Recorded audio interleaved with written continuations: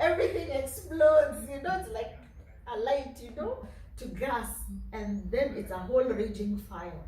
I have experienced that. Have you guys experienced that? Yeah. I don't know where they come from. I don't know whether it's the devil or whatever it is, but I find quarrels start in a very strange way.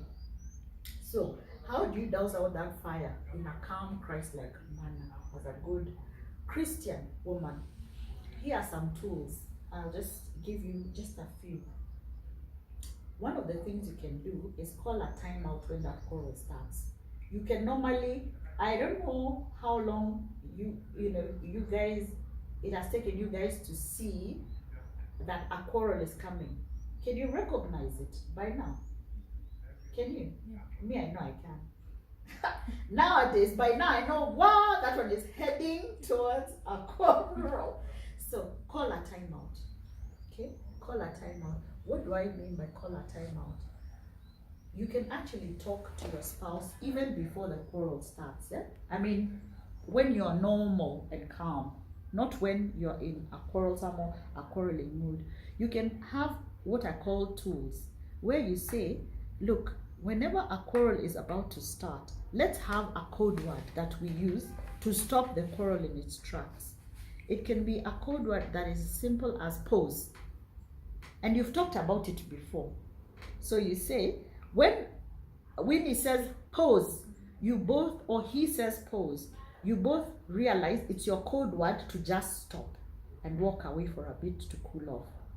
It's a word that you can use to not only stop the quarrel in its tracks, but you both respect it. You know, that's our code word.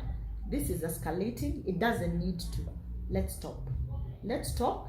Let's take our time out and plan when we can talk. Okay? You might not be able to plan there and then because your emotions are so high, but you can walk away for a little bit.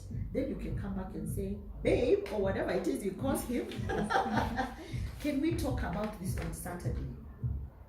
Why am I saying talk and plan when you're going to talk about it? Don't leave it and forget it, because it means there's an issue, and that issue will be surfaced later on if it's not addressed. So learning just to say, okay, right now my emotions are very high, I don't think we can discuss it calmly. Let's just stop, pause. And then later on you can come back in your timeout and say, when can we talk about this? Because we do need to talk about it. And then set a day. Say on Saturday afternoon, we need to come together and talk about it. Because if you don't, it will pop out and it will affect your relationship. It's just a matter of time, because it means there's an underlying issue that needs to be addressed.